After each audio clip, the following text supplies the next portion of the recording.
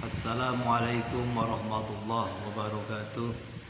Alhamdulillahirabbil alamin.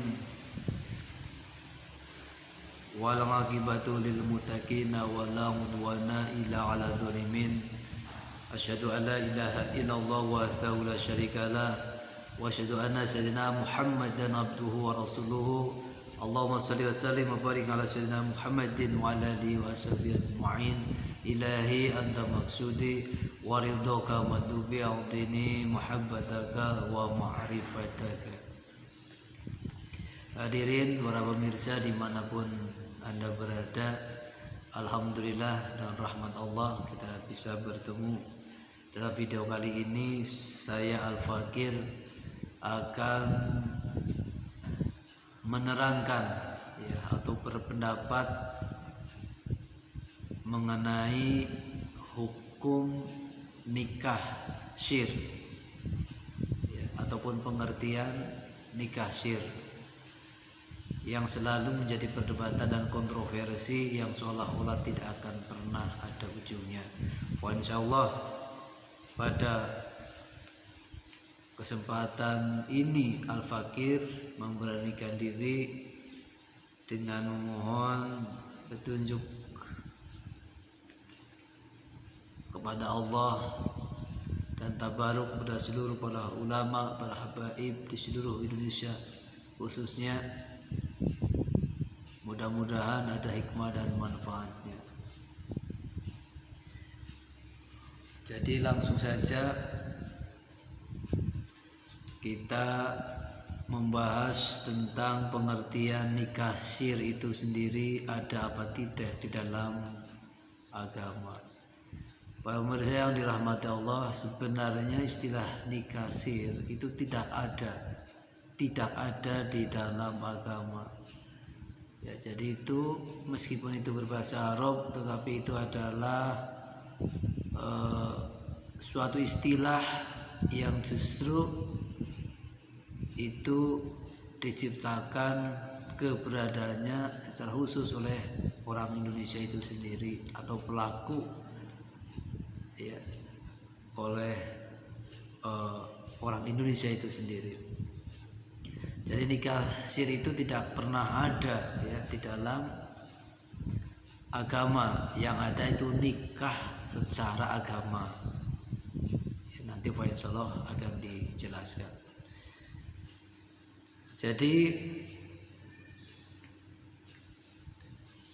orang Indonesia atau kita semuanya, semua stakeholder yang berhubungan dengan perkawinan itu mengetahui dengan pasti atau mengetahui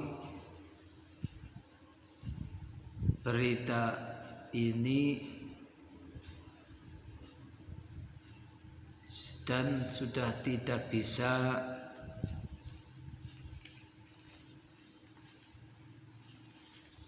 dipungkiri lagi keberadaannya.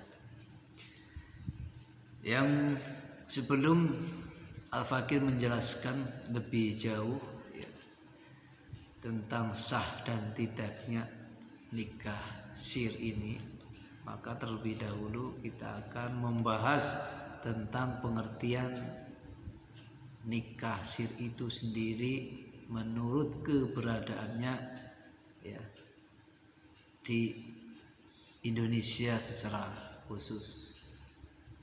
Jadi ada beberapa kriteria nikah syir yang berkembang di tengah-tengah masyarakat kita. Yang pertama adalah nikah syir. Yang pertama adalah nikah yang tidak ada walinya tetapi lengkap atau sah saksinya. Jadi jenis yang pertama adalah nikah yang tidak ada walinya. Tentu wali dari pihak perempuan yang mempunyai anak, tetapi lengkap atau sah saksinya.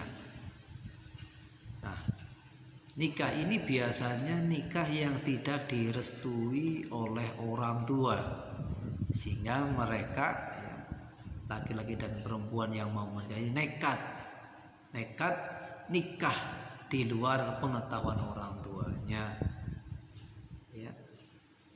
ya mungkin di tempat lain mungkin ya, karena supaya pernikahannya ini bisa legal mungkin memalsukan wali, mungkin ya bisa juga ya, ataupun memang tidak ada walinya sama sekali tetapi mempunyai saksi yang sah, yaitu syarat-syarat saksi yang sah. Ya, nikah semacam ini itu haram dan tidak sah secara agama dan tidak diakui secara negara. Ya. Adapun peristiwa terperincinya atau keterangan terperincinya Al-Fakir tidak akan membahas jauh ke sana ya. Jadi untuk menyingkat pembahasan kali ini. Kemudian jenis yang kedua adalah pernikahan yang ada walinya tetapi kurang saksinya. Kok bisa begitu? Ya, tentu ini sangat erat hubungannya dengan kepentingan ya, dengan kepentingan baik itu dari pihak laki-laki ataupun dari pihak wali ya. Jadi atau kekurang pengertiannya ya, atau kurang pengertian atau ada suatu hal sehingga saksinya kurang.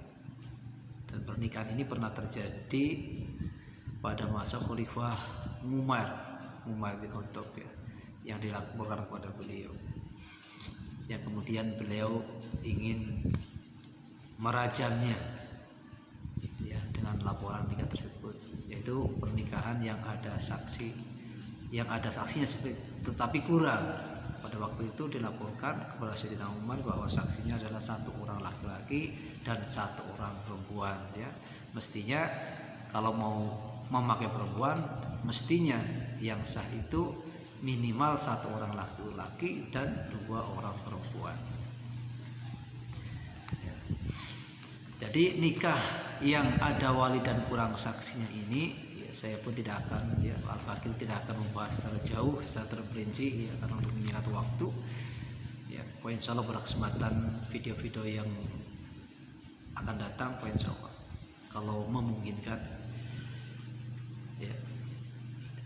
Oke. Nikah yang semacam ini, yang kedua ini juga disebut nikah sir, dan nikah semacam ini tidak sah dan haram secara agama dan tidak diakui secara negara. Ini jenis pernikahan yang kedua. Jadi tidak sah, bahkan haram secara agama secara tegas dan tidak diakui secara negara. Kemudian jenis nikah yang ketiga adalah pernikahan yang tidak mempunyai wali dan tidak mempunyai saksi. Jadi tidak ada walinya, tidak ada saksinya, hanya nikah berdua aja ya. Hanya nikah berdua aja. Nah, nikah semacam ini juga itu tidak sah, bahkan haram secara agama dan tidak diakui oleh negara. Maka sebenarnya nikah-nikah semacam inilah yang disebut, yang dikategorikan sebagai nikah sir, yang memang tidak ada ya, tidak diakui, tidak sah secara agama, tidak ada. Nikah semacam ini tidak ada, bahkan zaman Rasulullah pun tidak ada ya. Apalagi secara negara, nikah seperti ini juga sangat dilarang dan tidak diakui.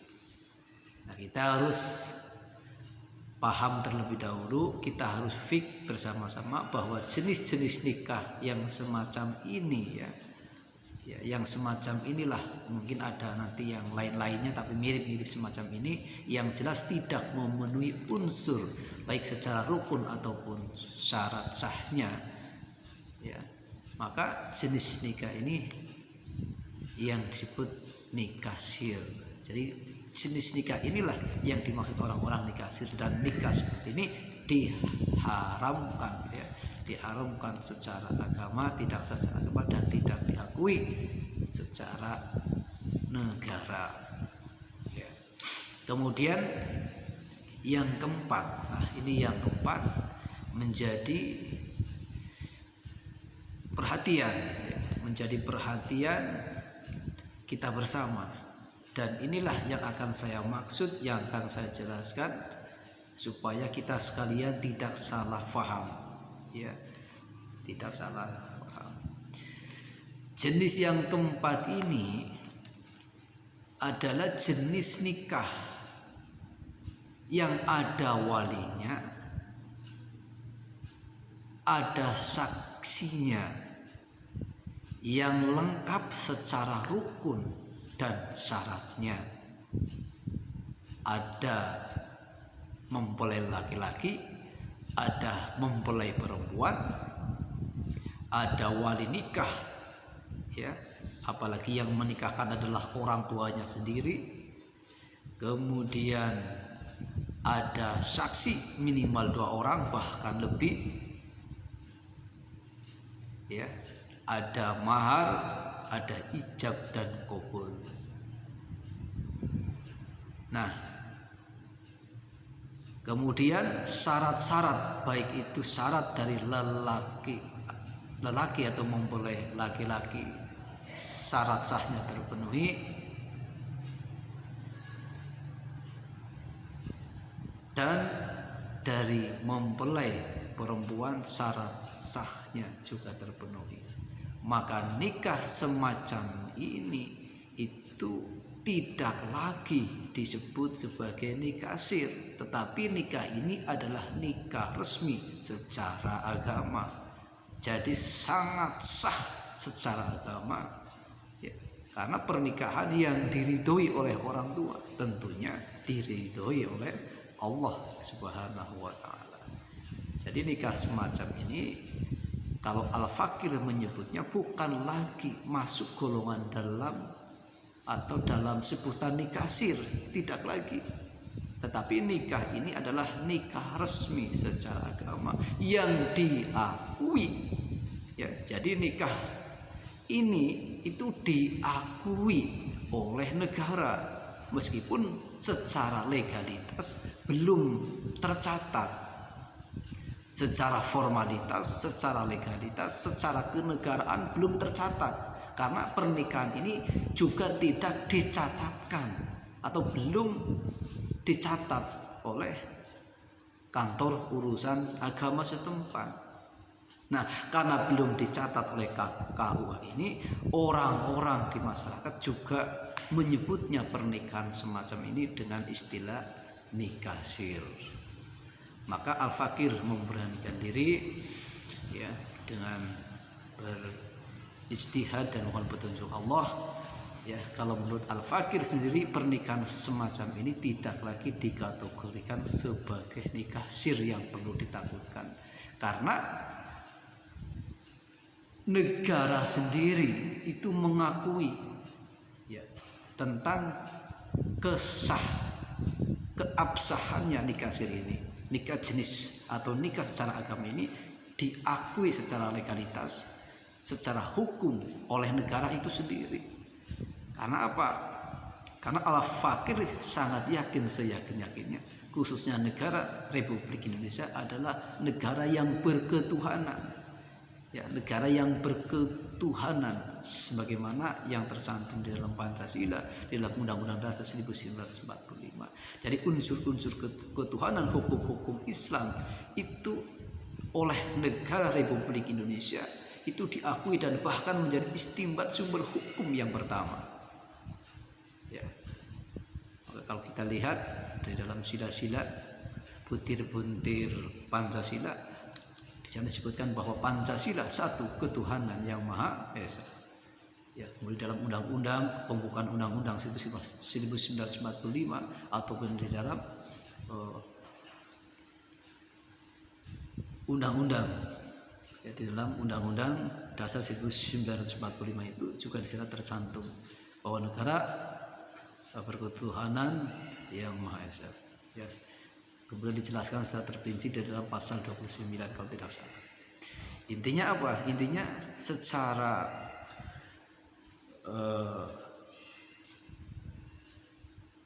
hukum, ya, negara sangat mengakui tentang keberadaan nikah secara agama ini, dan ini tertuang jelas di dalam pasal 4 kompilasi hukum Islam. Di sana disebutkan bahwa perkawinan adalah sah apabila dilakukan menurut hukum Islam sesuai dengan pasal 2 ayat 1 Undang-Undang Nomor 1 tahun 1974 tentang perkawinan. Kemudian di pasal 2 Undang-Undang Perkawinan ayat 1 berbunyi perkawinan adalah sah apabila dilakukan menurut hukum masing-masing agamanya dan kepercayaannya itu. Kemudian pasal ayat 2 tiap-tiap perkawinan dicatat menurut peraturan perundang-undangan yang berlaku. Nah, untuk ayat yang kedua ini adalah menjelaskan tentang perkawinan yang dicatat. Perkawinan yang dicatat secara kenegaraan, yaitu oleh Kementerian Agama, dalam hal ini kantor urusan agama setempat. Jadi para pemirsa hadirin yang dirahmati Allah, jadi pernikahan yang belum dicatatkan, ya, ke kantor urusan agama setempat atau pernikahan yang tidak dicatat oleh oleh kantor urusan agama setempat karena suatu hal tertentu, ya, itu sangat sah secara agama. Bahkan Al-Fakir menyebutkan, memberanikan diri, menyatakan bahwa pernikahan semacam ini adalah hakikat nikah itu sendiri. Jadi pernikahan yang lengkap syarat dan rukunnya, apalagi yang menikahkan orang tuanya sendiri, di situ hadir saksi-saksi yang adil yang jumlahnya lebih daripada cukup, bahkan 5, 6 sampai 10 saksi yang hadir di situ. Lingkungan setempat juga mengetahui, ya, lingkungan setempat minimal mengetahui, dan berita pernikahannya sudah tersebar luar meskipun tanpa mengadakan pesta perkawinan misalnya, tetapi sudah diketahui lah paling tidak oleh lingkungan setempat. Maka nikah ini tidak menjadi nikah sir lagi, dan ini memang bukan nikah sir, ya. Karena sudah diketahui juga, sudah dipublis juga, paling tidak lingkungan setempat itu sudah mengetahui tentang pernikahan ini. Adapun belum dicatatkan atau tidak mau mengundang daripada kantor urusan agama setempat karena sesuatu hal yang sifatnya privasi, belum mengundang, belum dicatatkan kepada kantor urusan agama setempat. Kemudian pertanyaannya, apakah nikah semacam ini sah secara negara?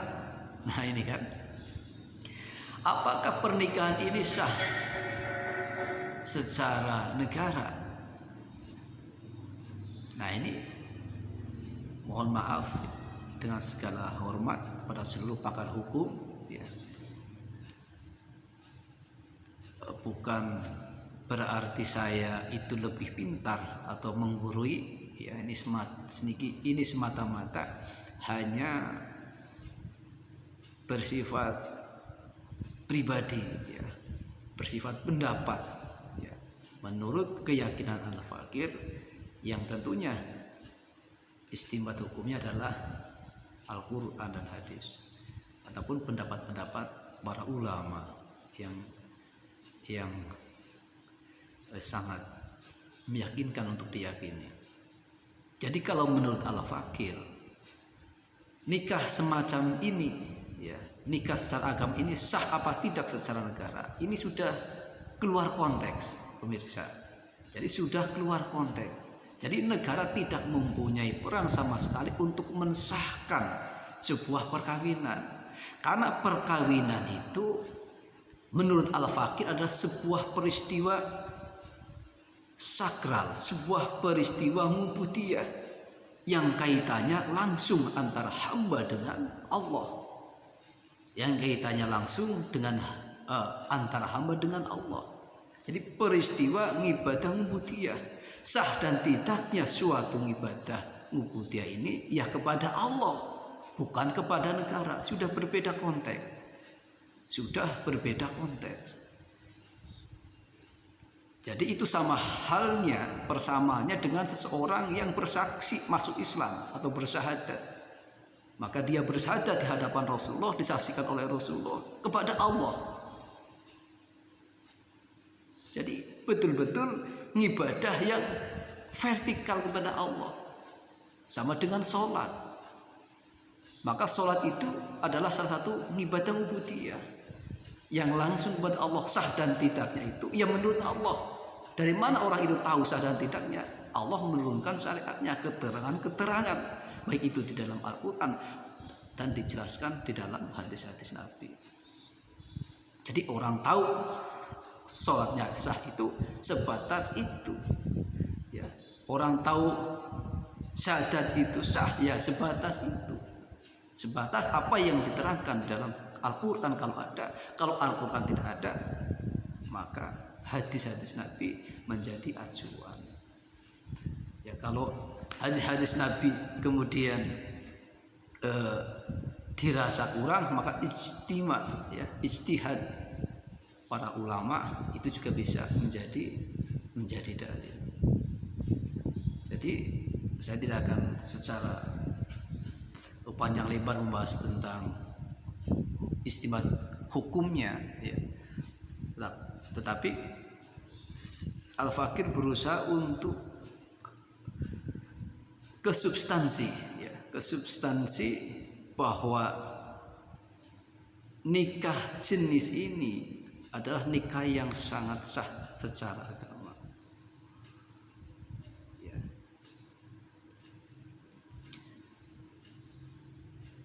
Para pemirsa yang dirahmati Allah, kembali kepada konteks apakah secara negara sah apa tidak, ya. Tadi al-fakir sudah mengatakan, ya, dengan memberanikan diri, dengan tidak bermaksud menggurui dan tidak bermaksud menyatakan bahwa saya lebih pandai daripada pakar-pakar hukum yang ada di Indonesia.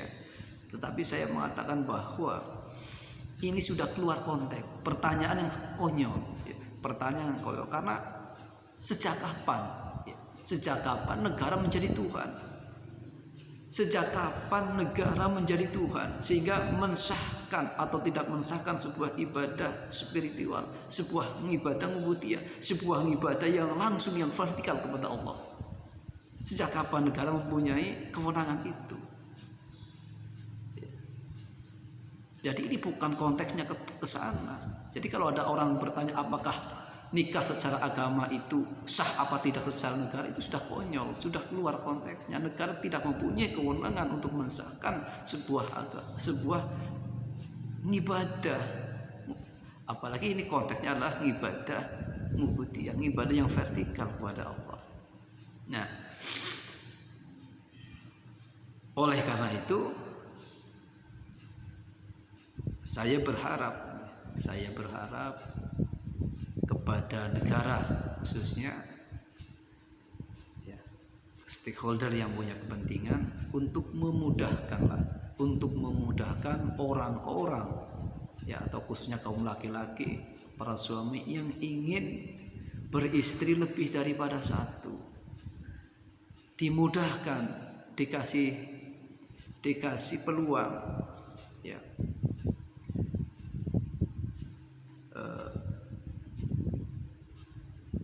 agar